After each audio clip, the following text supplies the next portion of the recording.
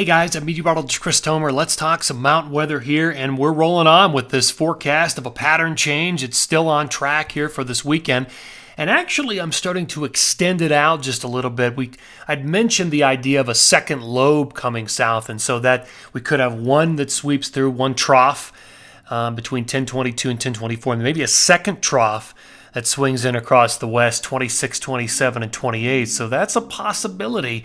Either way, the beneficiaries of this, certainly the first one where we have the most confidence, will be Utah, Colorado, Wyoming, Montana, Idaho, the Pacific Northwest, and Banff, all the mountain terrain in those areas. So basically the Intermountain West, northern Intermountain West, and it is going to bring strong winds across the west with this as the jet buckles. And I got to show you this. I mean, talk about beauty. So this is the visible here, and look at this sprawling storm system moving up into Alaska and BC. Oh, it's just a thing of beauty. I'm just going to mark it right there. Look at that. Look at the boundary on this thing. It almost looks like a seahorse. Oh, it's a thing of beauty. I might have to cut this and paste it. So anyway, you've got the jet running just about right here.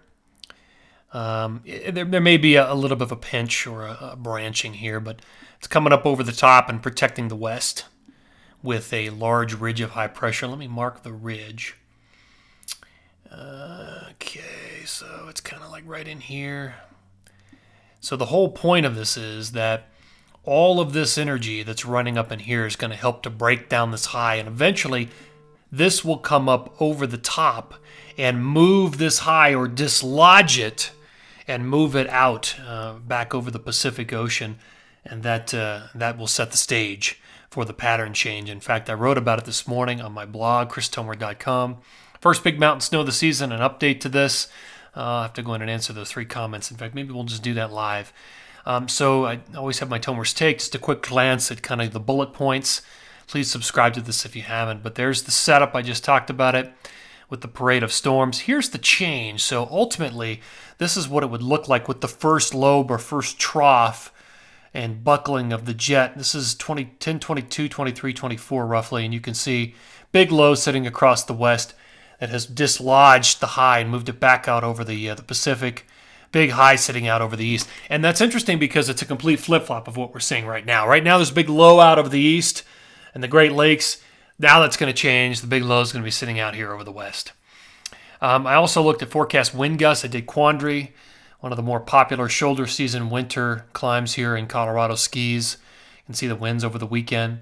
I did Creststone as well. Big time winds there on the 23rd. In Kings Peak in Utah, the winds do go up on the 22nd to a pretty high level.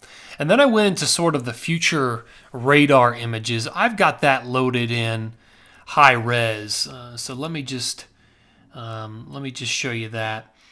All right, so this is Saturday the 22nd at 9. You can see it, the rain and the snow. Snow's in blue. The big front, the big trough dipping the jet hitting the Wasatch, the Tetons, Idaho, Montana, Big Sky, Banff, and then the whole thing.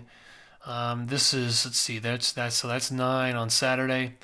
Here is 5:15 in the morning on Sunday, so it's continuing to move into Colorado at that point, and still snowing back in the Wasatch, up in the Tetons, up in Idaho, and then here is Sunday at night at 5:15. So it is moving across Colorado, hitting Colorado squarely during that midday afternoon period with a lot of wind, snow levels 7,000 or 8,000, probably dropping a little bit, maybe to 6,500 to 7,000, potentially by Sunday night as it comes across.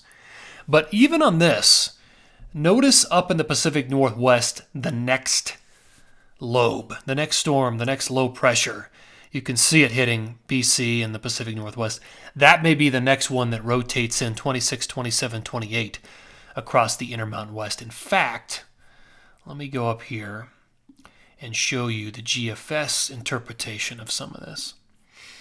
So look at the big low, the big trough, the blues and the greens and the pinks or the magentas would be your lower pressures. The reds, the oranges, and the yellows are the higher pressures on this. So let me just move into the time period of interest. So here's the 22nd. Here is the morning of the 23rd. Big trough hitting the west, potentially dragging in. You can see the two tropical systems. The Pacific one coming off of Mexico near the Baja. Both get entrained to some degree. There's the 24th, 25th. That moves away. GFS is not as aggressive with the second lobe, 26, 27, 28. But I've seen data that says it's there. And you can see it does move a little low into California there, but not as aggressive. But anyway, it's always interesting to see that take on things. All right, so let me go back to totals. Here are my totals, 18th through the 24th, 6 to 12 inches.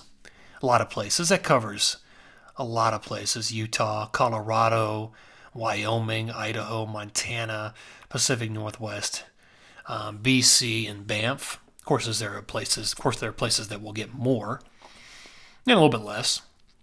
I don't have a whole lot for California, but I do think that with the second lobe, if it actually verifies 26, 27, 28, that would bring some snow to California, and just a little bit on this map for northern New Mexico.